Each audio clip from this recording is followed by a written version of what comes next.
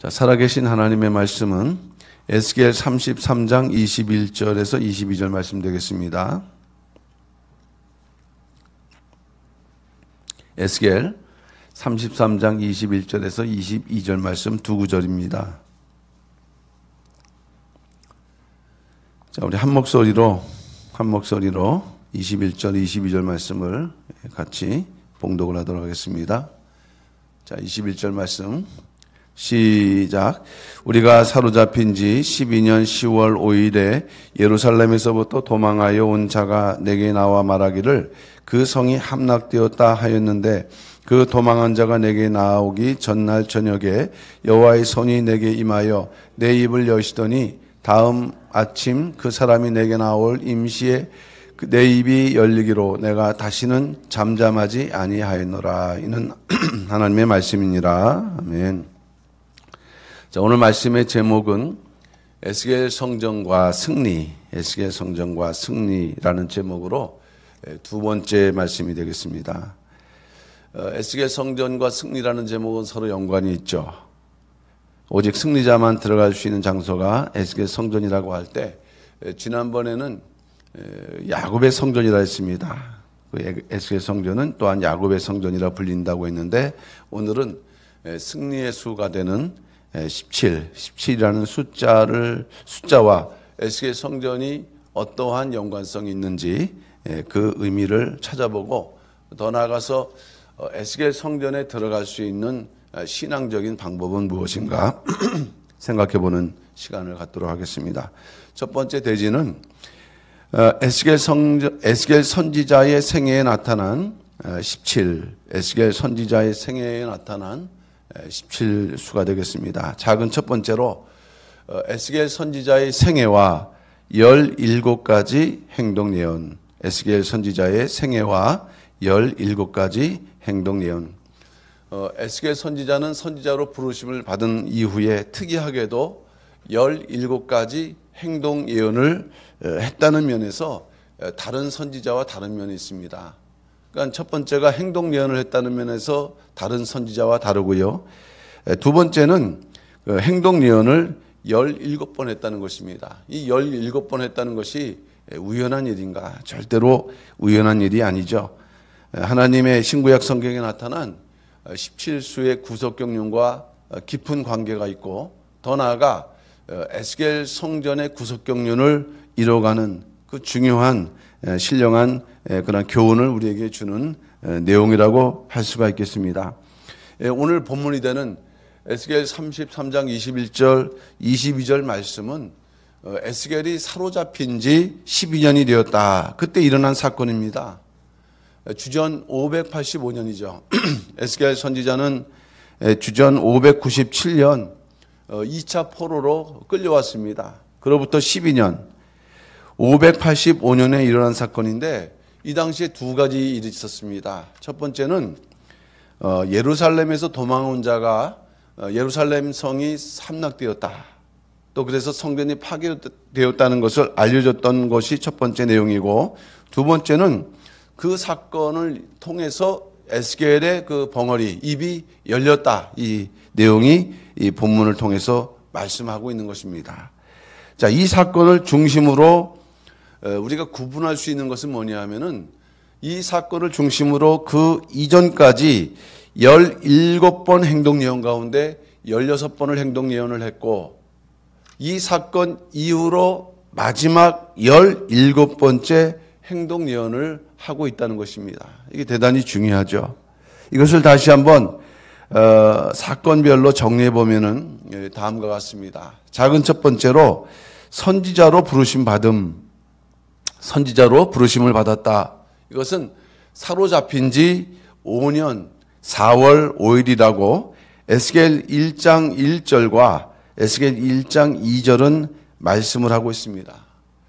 에스겔 1장 1절 말씀 보게 되면은 제30년 4월 5일에 내가 그발강가 사로잡힌 자 중에 있더니 하늘이 열리며 하늘의 이상을 내게 보이시니, 그 다음에 에스겔 1장 2절 말씀을 읽어보면 여호와긴의 왕이 사로잡힌 지 5년 그달 5일이라. 여기서 두 가지 중요한 연도가 나오는데, 그 기한이 나오는데 30년이라는 것은 바로 에스겔 선지자의 나이입니다. 선지자로 부르심을 받을 때의 나이가 30세라는 것이고 1장 2절에서 여호야긴 왕이 사로잡힌 지 5년이라는 것은 그 주전 연도를 알게 하죠. 여호야긴은 2차 포로 때 그 끌려왔던 왕인데 그가 사로잡혔던 BC 957년에서 5년째가 되기 때문에 주전 593년이고 그때는 4월 5일이었다. 이 날짜가 나온다는 것은 그만큼 그 사건이 중요하다는 것을 말씀하는 것입니다. 작은 두 번째로 볼 때 에스겔이 벙어리가 되게 하셨다. 에스겔이 벙어리가 되게 하셨다.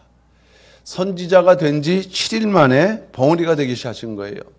선지자는 말씀을 전하는 자인데 이 선지자가 된 지 일주일 만에 벙어리가 되게 하신 그 섭리를 그 당시 에스겔도 스스로도 이해를 할 수 없었겠죠. 에스겔 3장 16절 말씀 보면 7일 후에 여호와의 말씀이 내게 임하여 가라사대 또 그 다음에 에스겔 3장 26절 내가 내 혀로 내 입천장에 붙게 하여 너로 벙어리 되어 그들의 책망자가 되지 못하게 하리니 그들은 패역한 족속임이니라. 참 우리가 이해하기에는 어려운 부분이 있습니다. 말씀을 전해서 회개해야 되는데 오히려 책망하지 못하도록 벙어리가 되게 하셨다라는 그런 말씀이 되겠습니다. 자, 그 가운데서 4월 5일 이후 7일을 지난 4월 12일에 벙어리가 되었고 이 벙어리가 된 것이 바로 에스겔의 17번째 행동 예언 가운데 첫 번째 행동 예언이 된다는 것이에요. 그러니까 선지자로 임명받은 다음에 벙어리가 되게 하심으로 인해서 많은 사람들이 볼 때 뭔가 그 깨닫지 못하는 그러나 이상한 그것이 또한 첫 번째 행동 예언이 됐다는 것입니다. 그렇다고 해서 이 에스겔이 전혀 말을 못한 것은 아니었고 이 16번의 행동 예언, 벙어리 중에 행동 예언 할 때는 하나님의 말씀을 전할 때만 입이 열렸다는 것입니다. 인간의 말을 할 때는 입이 닫혔고 하나님의 말씀을 할 때만 입이 열렸다. 작은 세 번째, 에스겔을 벙어리에서 풀리게 하셨다. 에스겔을 벙어리에서 풀리게 하셨다. 이것은 사로잡힌 지 12년 10월 5일, 오늘 본문의 말씀이죠. 사로잡힌 지 12년 10월 5일. 에스겔 33장 22절 한번 다시 읽어보면 그 도망한 자가 내게 나오기 전날 저녁에 여호와의 손이 내게 임하여 내 입을 여시더니 이렇게 말씀하면서 드디어 벙어리가 풀렸다. 그러니까 계산을 해보게 되면은 에스겔은 선지자로 임명받고 벙어리가 되자마자 7년 6개월 동안 벙어리로 있었다. 7년 6개월 동안 벙어리로 있었다는 것을 우리가 알 수가 있습니다. 자, 마지막 네 번째, 작은 네 번째는 에스겔은 벙어리에서 풀린 후에 마지막 17번째 행동 예언을 했습니다. 에스겔은 벙어리에서 풀린 이후에 마지막 17번째 행동 예언을 했습니다. 그 행동 예언이 무엇인가? 에스겔 37장 16절에 기록되어 있죠. 에스겔 37장 16절 읽어보면 인자야 너는 막대기 하나를 취하여 그 위에 유다와 그 짝 이스라엘 자손이라 쓰고 또 다른 막대기 하나를 취하여 그 위에 에브라임의 막대기 곧 요셉과 그 짝 이스라엘 온 족속이라 쓰고 이렇게 말씀했는데 무슨 말씀이냐? 두 막대기를 하나 되게 하라. 이것이 마지막 17번째 명령의 내용입니다. 행동 예언의 또 명령이 되는 것이요. 두 막대기, 당연히 포로생을 하고 있었던 남유다와 북이스라엘을 상징하는데 하나 된다. 그것은 해방되고 예루살렘에 귀환되고 그래서 새로운 통일 왕국을 이룰 것이다 하는 그런 그 메시지가 담겨져 있는 것입니다. 이 마지막 17번째 행동 예언 중에는. 자, 그러면 두 번째 작은 대지로 에스겔의 17가지 행동 예언의 구속사적 의미는 무엇인가 하는 것입니다. 에스겔의 17가지 행동 예언의 구속사적인 그러한 의미. 말씀드렸던 대로 17가지 행동 예언은 주전 585년을 기점으로 그 앞에까지 16개, 그리고 그 이후로 마지막 1개 행동 예언을 했다는 것을 우리가 알 수 있는데, 자, 이것이 그저 숫자적으로만 되어 있는 것이 아니라 17가지 내용이 구분되고 있는 분기점이라는 것입니다. 무슨 말씀이냐면은 첫 번째에서 16번까지 행동 예언은 이스라엘 그 민족의 죄를 하나님께서 책망하시면서 하나님의 심판, 그리고 더 나아가서 마지막 예루살렘이 파괴될 것이다. 예루살렘에는 그 예루살렘 성전이 있었죠.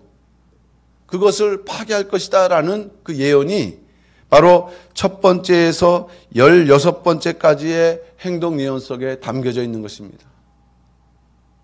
그러니까 참으로 무겁고 엄중한 그런 내용을 담고 있는 말씀이죠. 자, 그런데 17번째 행동 예언은 내용이 좀 다른 것이, 아까도 말씀드렸던 것처럼 두 막대기가 하나 되라, 바벨론 포로 해방, 예루살렘에서의 기환, 그리고 새로운 통일 왕국을 이룰 것이다 예언하고 있는 것입니다. 내용이 완전히 다른 것이에요. 죄와 심판, 파괴. 그러나 마지막 17번째는 회복을 말씀하고 있다는 것이에요. 그것을 하나님께서는 주전 585년 그 주전 그 에스겔의 그 벙어리를 열게 하면서 그렇게 나눠서 이제 예언을 하게 하셨다는 말씀이 되겠습니다. 자, 그런데 우리가 주목해야 될 한 가지 내용은 에스겔의 16번째 행동 예언입니다. 에스겔의 16번째 행동 예언을 보게 되면은 에스겔의 아내가 갑작스럽게 죽습니다. 이 당시에 에스겔이 40도 안 되는, 40을 이제 조금 넘었죠. 12년이니까 42살. 근데 그 아내가 갑작스럽게 죽습니다. 얼마나 그 에스겔이 감당하기가 어려운 그 슬픔이 되겠습니까? 갑작스럽게 죽는 그러한 상황 속에서 예언을 하게 되는데, 그 예언의 내용은 무엇이냐? 예루살렘 성읍의 파괴를 상징하고 있다. 그러니까 하나님께서 그 아내를 상징하는 것은 바로 예루살렘이었는데, 그 아내가 갑작스럽게 죽었다. 그것은 이제 결국 예루살렘이 파괴될 것이다라는 것을 예언적으로 말씀하고 있었던 것입니다. 그런 가운데 우리는 이 에스겔 선지자의 17개 행동 예언은 내용상으로 16개와 1개로 구분되고 그것이 하나로 이루어지면서 17개 행동 예언이 된다는 것을 우리가 발견할 수가 있습니다. 자, 그런데 이러한 17개 또는 17수의 형식은 다윗의 생애에 나타난 17수와 비슷합니다. 다윗의 생애에 나타난 17수와 비슷하다. 원로 목사님께서 많은 신구약 성경에 나타난 많은 그 17에 대한 그 사례 또 구속 경륜을 말씀하실 때, 그 중에 다윗의 내용을 말씀하실 때는 어떻게 말씀하셨냐면, 다윗이 도피 생활을 16번 했습니다. 16번을 했지만 그 도피 생활로만 맞춰지면은 다윗은 죽었다. 이런 말씀을, 참 어려운 말씀을 하셨는데, 다윗은 10년간 도피 생활을 하면서 16군데 도피를 했고요. 마지막 17번째는 헤브론으로 가서 왕이 되었다는 것입니다. 헤브론 가서 왕이 됐어요. 헤브론을 가게 된 것은 스스로 간 것이 아니라 하나님께 기도했죠. 기도하고 그 기도의 응답으로 헤브론을 가게 되었다. 사무엘하 2장 1절 말씀이죠. 그 후에 다윗이 여호와께 물어 가로되 내가 유다 한 성으로 올라가리이까? 여호와께서 가라사대 올라가라. 다윗이 가로되 어디로 가리이까? 가라사대 헤브론으로 갈지어다라고 분명히 하나님께서 명령하신 장소가 헤브론이에요. 자, 그러나 헤브론을 가기까지의 다윗의 그 도피 생활을 우리가 보게 되면은 모든 장소가 고통스러웠지만, 근데 그 중에서 마지막 16번째 도피처가 시글락인데, 시글락이 가장 위험한 장소였습니다. 그 장소에서는 어떤 일이 있었냐? 자신의 부하들이 다윗을 죽이려고 했었던 일이 발생한 것입니다. 그 당시 아말렉이 침략이 있었는데, 이 아말렉이 침략해서 그 가족들을, 그 부하들의 가족들까지를 다 포로로 끌고 간 거예요. 그러니까 아직 그들을 데리고 오기, 아말렉과 싸우기 또한 전이니까 이제 그 가족들이 분노해서 그 자기의 가족들을 잃어버린 것에 대해서 순간 격분해 갖고 그 돌로 다윗을 치려고 할 때, 그런 위기적 상황이 되었을 때, 그러나 다윗은 그 위기의 상황에서도 하나님을 의지하면서 그 위기를 극복했다라고 시편 31편 14절이 말씀을 하고 있어요. 그러하여도 나는 주께 의지하고 말하기를 주는 내 하나님이시라. 이것은 그 당시 상황을 고백을 하는 것입니다. 우리도 이런 위기적 상황이 온다고 할 때, 이때 우리가 이러한 기도를 할 수 있는, 이것이 바로 16번째 일어난 그 위기적 상황, 가장 최후의 어려운 순간, 그것을 이길 때 하나님의 응답 속에서 17번째로 나갈 수 있다는 것을 우리는 아셔야 됩니다. 이 16번 도피처에서 이제 마지막 위험과 시련, 그리고 아말렉을 싸워서 승리하는 그 승리가 있었을 때, 그때 어떤 일이 있었느냐? 사울이 전쟁에서 죽습니다. 16번째 그 장소에서. 그리고 하나님께서 17번째 장소 헤브론으로 가라. 거기서 왕이 되었다는 거예요. 진정한 승리죠. 그러나 다윗의 진정한 승리는 16번째에서 이루어졌다는 것을 아셔야 돼요. 16번의 도피 과정을 온전히 감당했기 때문입니다. 마찬가지로 에스겔 선지자도 하나님께서 명령하신 16개 행동 예언을 온전히 감당할 때 마지막 17번째 행동 예언을 할 수 있었는데, 만약에 이 행동 예언을 하지 않았다. 대단히 중요합니다. 16번 행동 예언 가운데서 온전히 순종하지 못함으로 인해서 17번째 행동 예언을 할 수 없었다. 그 결과는 무엇일까요? 17번째 내용, 그것은 바로 이스라엘의 회복이라고 그랬죠. 더불어서 에스겔 40장에서 48장까지 에스겔 성전의 그 이상, 계시를 절대 누구도 공개할 수가 없었던 것입니다. 승리가 있었던 것이에요. 17번째. 이처럼 에스겔 선지자 사명을 온전히 감당하는 믿음의 승리, 이스라엘 회복과 에스겔 성전 이상이 공개되는 밑거름이 되었던 것처럼, 마지막 저나 여러분들에게도 각자 다르나마 그러한 감당해야 될 신앙의 노정이 있다는 것입니다. 거기에 승리, 믿음의 승리, 최후 승리가 있는 그 증거가 있어야 된다는 말씀이 되겠어요.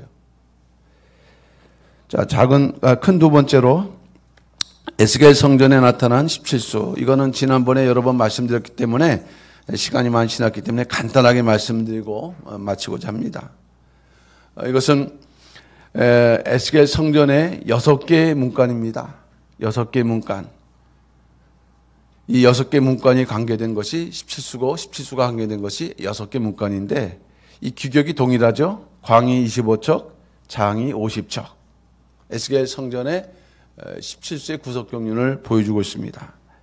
에스겔 40장에서 48장까지 에스겔 성전의 계시에는 25라는 숫자가 7번, 50이라는 숫자가 10번 기록됐다고 말씀했어요. 근데 원로 목사님께서 우리에게 알려주신 그 원리는 각각 7과 10에 있지만 이것은 에스겔 성전의 17수를 증거하는 내용이 된다는 말씀입니다.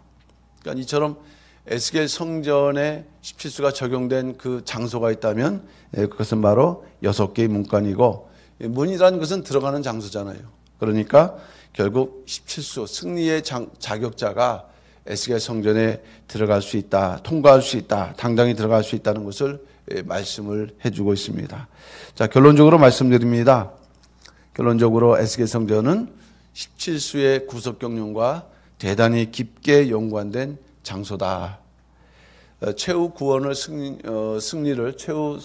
승리를 상징하고 있는 17수는 성도들이 사명과 직분과 또 받으신 은혜를 끝까지 충성으로 잘 감당해야 될 것을 이 오늘 말씀은 경고하거나 권고하는 말씀이 되겠습니다. 이러한 자격자들만이 에스겔 성전에 들어갈 수 있다. 요한계시록 2장 10절.